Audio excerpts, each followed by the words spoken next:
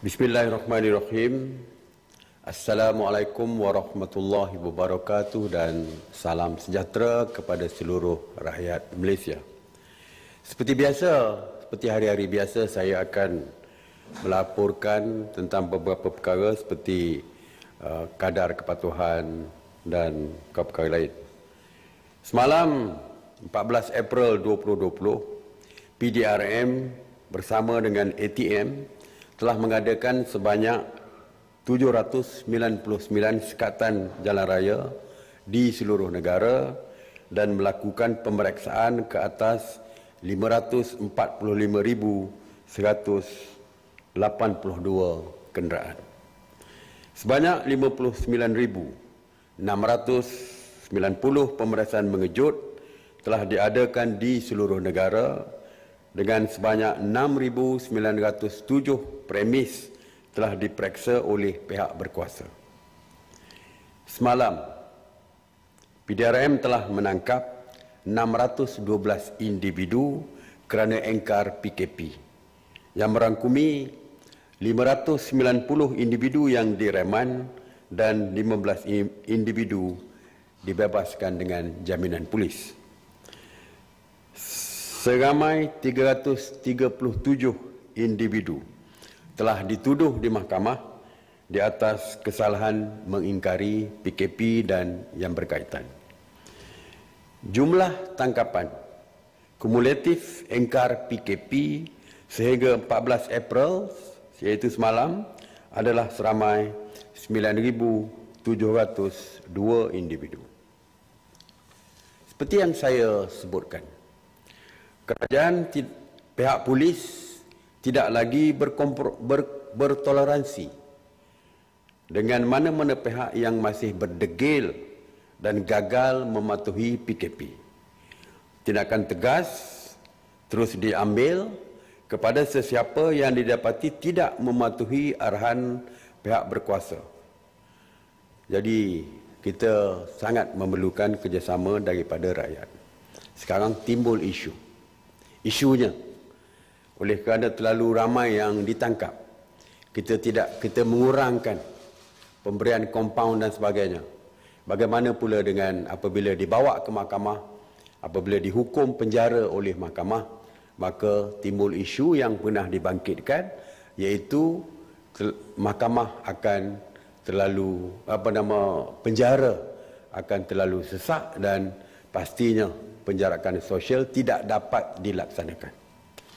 Oleh itu, mesyuarat semalam sebenarnya telah membuat keputusan, iaitu supaya Kementerian Dalam Negeri mewartakan 13 akademik penjara sebagai pusat tahanan yang baru untuk pesalah-pesalah yang engkar PKP dan yang berkaitan dengannya.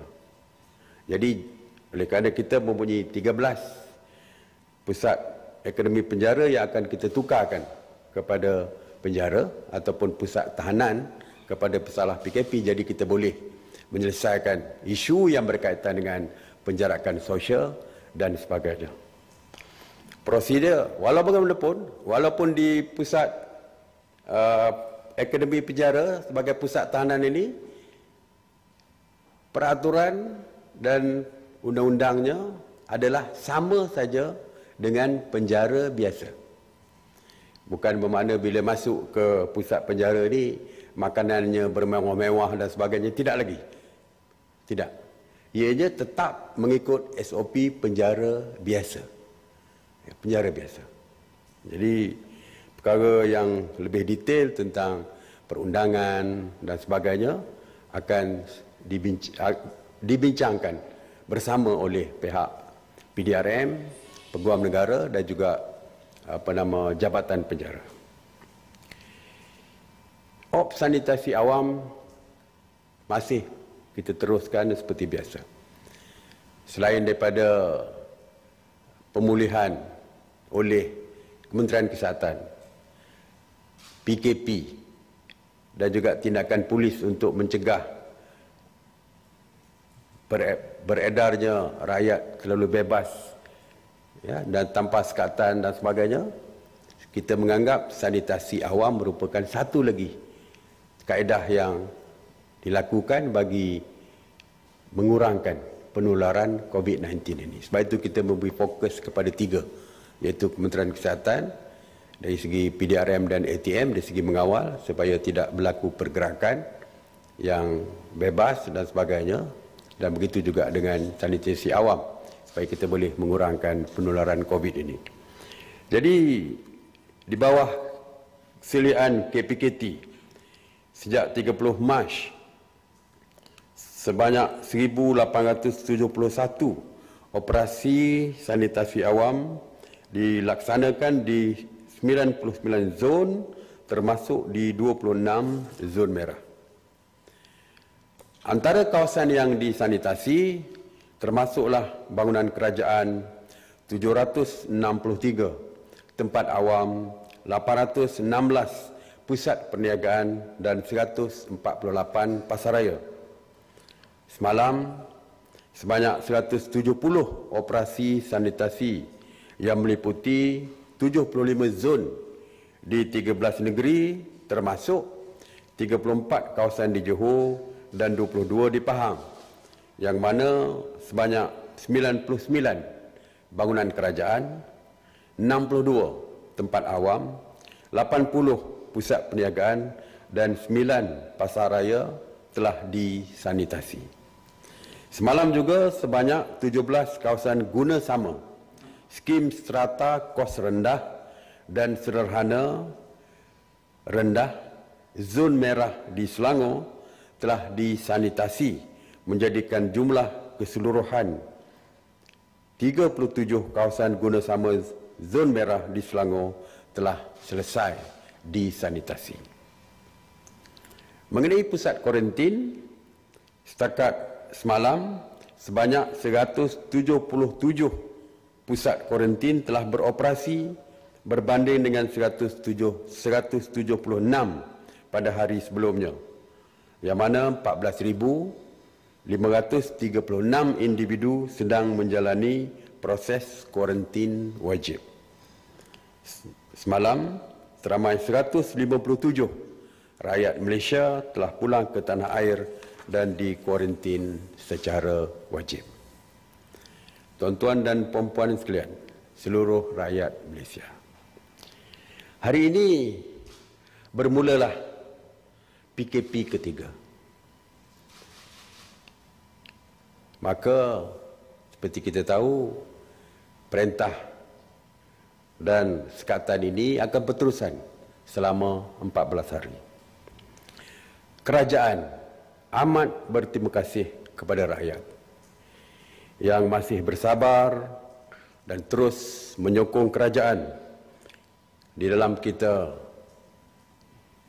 meneruskan PKP ketiga ini, walaupun setelah sebulan berada dan terikat dengan PKP 1 dan 2.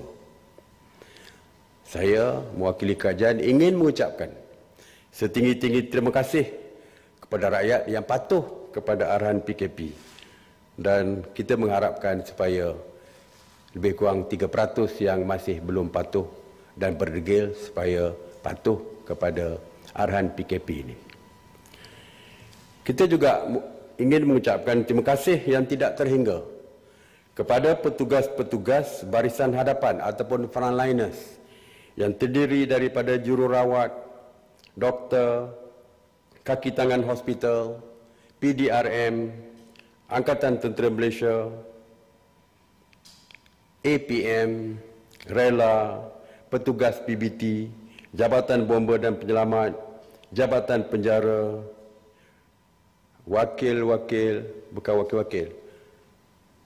petugas media dan semua pihak yang tidak dapat disebutkan satu persatu yang selama ini membantu kerajaan di dalam kita memutuskan rantaian COVID-19 ini.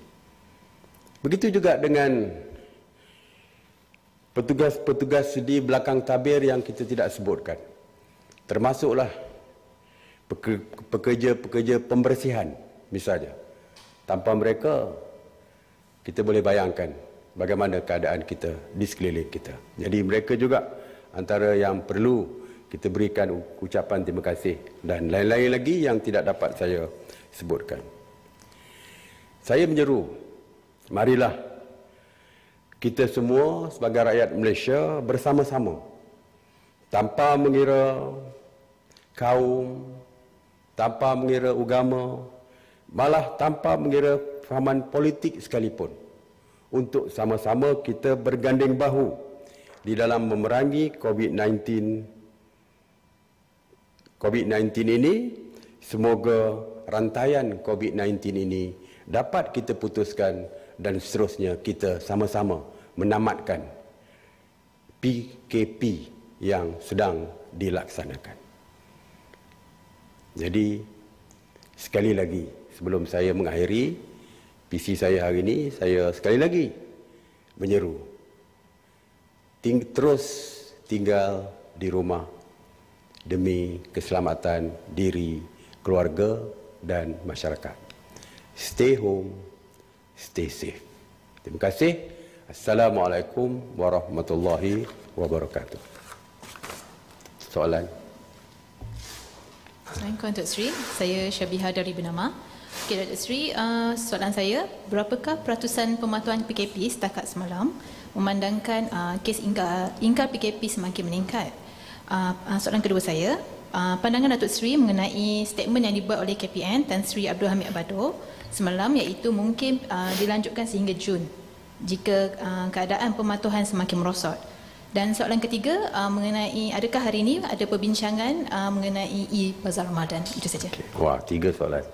Saya harap saya tak lupa ya, 3 soalan tadi. Pematuhan masih lagi di peringkat 97, ada kekurangan sikit. Kita tahu semalam banyak kereta yang bergerak jalan raya tapi tidak menurunkan sehingga 1% dan sebagainya. Ya, di kawasan-kawasan tertentu kita dapati ada pertambahan kenderaan. Tetapi kita mengharap perkara itu tidak lagi berterusan kerana seperti saya sebutkan, tindakan polis kali ini adalah tegas dan tidak lagi bertoleransi ataupun berkompromi dengan sesiapa sekalipun. Tentang statement yang dibuat oleh Ketua Polis Negara, ya, ianya mungkin merupakan pandangan daripada beliau. Walaupun apa sekalipun keputusan sambung atau tidak, ianya terletak kepada nasihat daripada Kementerian Kesihatan. Dan seterusnya, bukan pasar Ramadan dah tidak ada ya, e-bazar. Kita membincangkan tadi di dalam mesyuarat kabinet, yang kita benarkan setakat ini adalah order pesanan secara online dan dihantar ke rumah ataupun home delivery melalui e-hailing punya sistem ni. Ya, itu kita benarkan. Ada 2 lagi konsep yang dicadangkan, iaitu panggilan order dan pick ataupun mengambil di gerai-gerai yang disediakan. Dan konsep yang kedua adalah pandu lalu. Ada 2 konsep yang dicadangkan. Dan pihak kabinet meminta supaya perkara ini terus diperhalusi. Sebab kebimbangan kita adalah dari segi jumlah kenderaan yang mungkin akan terlibat apabila konsep pandu lalu dan sebagainya diperkenalkan, kerana saya percaya mungkin ramai yang akan keluar serentak, akhirnya menyebabkan jumlah yang ramai dan sebagainya. Dan yang keduanya, sekarang ni dari segi kawalan pihak polis, mungkin mereka keluar untuk membeli barangan keperluan dilakukan waktu pagi dan sebagainya. Dan kita juga bimbang dari segi pihak PDRM, bimbang jika mereka dibenarkan untuk keluar untuk membeli walaupun pandu lalu ataupun untuk mengambil produk yang dipesan, akan ada satu alasan baru lagi, iaitu alasan barunya untuk keluar untuk pick up ataupun mengambil produk yang dipesan ataupun mereka nak membeli secara pandu lalu. Ini akan menyukarkan pihak polis kerana lebih banyak alasan-alasan yang boleh diberikan untuk mereka yang agak sukar untuk mematuhi PKP sebelum ini. Jadi setakat ini satu saja kita bersetuju, iaitu e-hailing tadi, dan yang lain-lain tu sedang kita minta supaya diperhalusi lagi dengan SOP dan sebagainya. Datuk Seri, saya Roslyn dari Bernama. Soalan saya, seandainya terlalu ramai yang ditahan dan ditangkap semasa fasa ketiga ini dan lebih ramai berbanding PKP fasa 1 dan kedua, apa tindakan lanjut bagi mendidik mereka yang degil ini? Soalan saya yang kedua, kerajaan telah mengeluarkan arahan bazar Ramadan tidak beroperasi sepanjang PKP ini. Jadi apa pandangan Datuk Seri mengenai keputusan kerajaan negeri Perlis membenarkan peniaga makanan di negeri itu berniaga di bahu jalan sebagai alternatif? Kerana ini kelihatan tidak selari dengan peraturan PKP dan kita khawatir ia akan menggalakkan perhimpunan berkumpulan. Okey, dari segi mungkin ramai yang dipenjara tadi sudah pun saya jawab, iaitu pusat tahanan baru yang akan diwartakan oleh pihak PDRM, saya dah sebut tadi. Dan dari segi tindakan, saya dah katakan tindakan yang keras dan tidak berkompromi akan terus dilaksanakan oleh polis. Soal beberapa negeri yang membuat keputusan sendiri itu, saya percaya kita setelah mempunyai SOP tertentu, jadi kita akan selaraskan lah. Kita akan selaraskan antara negeri dan sebagainya. Sebab itu tadi apabila menyebut tentang e-bazar dan sebagainya, kita juga meminta supaya KPKT untuk meneliti perkara-perkara ini. Jadi KPKT di bawah mereka adalah majlis-majlis daerah, perbandaran dan sebagainya. Walaupun majlis daerah dan perbandaran mempunyai kuasa mereka sendiri untuk menentukan, tetapi kita minta supaya selepas ini dapat kita selaraskan supaya tidak ada perbezaan antara negeri dan juga keputusan yang dibuat oleh MKN di peringkat pusat. Okay, Datuk Seri, Azri daripada Bernama. Saya ada dua soalan. Soalan pertama ialah selepas kluster tabligh, iaitu kluster gereja di Sarawak adalah yang kedua terbesar tertinggi, iaitu 117 kes. So mengambil kira contact tracing yang telah dibuat di atas kluster tabligh, adakah yang sama untuk contact tracing akan dibuat kepada kluster gereja? Dan soalan kedua, adakah penerbangan domestik ketika ini dibenarkan beroperasi kerana ada laporan atau gambar ada flight yang dibenarkan untuk berlepas, dan kalau dibenarkan beroperasi, siapa yang boleh menaiki pesawat domestik tersebut? Okay, terima kasih. Okey, untuk pengesanan yang mempunyai kontak dengan mereka yang mempunyai positif COVID ini, caranya sama saja. Kementerian Kesihatan melaksanakan SOP yang sama seperti kluster-kluster yang lain, seperti kluster tabligh dan sebagainya. Tidak ada perbezaan. Melibatkan gereja ke kluster gereja ke kluster apa sekalipun, cara pengaksanaannya sama. Dari segi penerbangan, yang saya tahu adalah penerbangan ke Sabah dan Sarawak telah pun diluluskan oleh Kementerian MOT ataupun Kementerian Pengangkutan. Kementerian Pengangkutan. Ramai juga orang bertanya dan mempersoalkan perkara ini. Sebenarnya saya suka nak maklumkan bahawa yang pertama, mereka yang dikuarantin awal dulu telah mula bukan dibebaskan. Kalau dibebaskan macam ditahan, maknanya mula boleh mereka boleh keluarlah daripada pusat kuarantin tersebut. Ada di antara mereka adalah daripada Sabah dan Sarawak. Jadi kalau kita nak buka 1 Mei penerbangan ke Sarawak, maka mereka masih terus kena tinggal di dalam negara. Jadi sebab itulah kita minta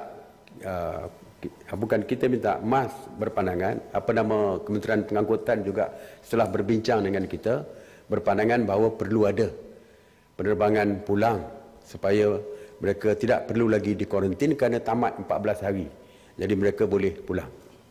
Itu yang pertama. Yang keduanya, kita dah katakan bahawa mereka yang transit daripada luar negara mesti terus connecting flight untuk balik terus ke Sarawak atau Sabah dan dikuarantin di negeri masing-masing. Jadi ini juga untuk kita menyelesaikan isu penumpang-penumpang yang transit ini. Sebab kalau kita tidak benarkan, tidak ada penerbangan untuk mereka pulang sebelum 1 Mei, bermakna mereka perlu ada lagi selama 2 minggu lah untuk 1 Mei. 2 minggu untuk berada di sini. Jadi sedangkan kita dah kata kita benarkan mereka untuk balik ke sini. Kalau mereka ada masa 1 hari 2 hari sebelum penerbangan ke Sabah, kita sediakan pusat untuk mereka tinggal di dalam KLIA itu. Ya. Bukan pusat kuarantin, tapi untuk mereka tinggal sementara sebelum mereka boleh terbang balik ke Sabah atau Sarawak. Jadi sebab itulah kita berterima kasih kepada pihak Kementerian Pengangkutan kerana menyediakan penerbangan untuk ke Sabah dan Sarawak walaupun 1 kali seminggu, dan ada juga cadangan juga supaya boleh ada 2 kali seminggu, dan juga berdasarkan keperluan. Kalau perlu 2 kali seminggu, ramai yang stranded dan nak balik ke Sarawak atau Sabah, kita minta supaya Kementerian Pengangkutan membenarkan Malaysia Airlines untuk bawa mereka pulang ke Sabah dan Sarawak. Datuk Seri Kamal dari RTM. Baik, secara ringkasnya soalannya ialah berkaitan dengan begini Datuk Seri, ada pertanyaan daripada rakan-rakan ya, media khususnya yang pergi membuat liputan dan sebagainya, dan bila melalui sekatan jalan raya berlaku di mana ada pihak polis mengatakan bahawa surat rasmi kami bawa untuk buat liputan sebagainya tidak valid. Tidak valid, maksudnya tidak terpakai untuk buat liputan dan sebagainya. Maka beberapa rakan media terpaksa tersekat di sekatan jalan raya tersebut dan perlu memberikan alasan mengapa kami perlu berada di sesebuah buat liputan. Itu Datuk Seri. InsyaAllah kita akan bantu media untuk menyelesaikan perkara seperti itu. Saya yakin majoriti sebahagian besar media tidak mempunyai masalah. Ya, saudara-saudara mungkin tidak ada masalah. Sebab itu boleh datang interview saya setiap hari ni. Tapi mungkin ada kes-kes tertentu. Jadi kita akan berbincang dengan pihak polis supaya kita boleh selesaikan perkara ini. Okey? Terima kasih. Assalamualaikum warahmatullahi wabarakatuh.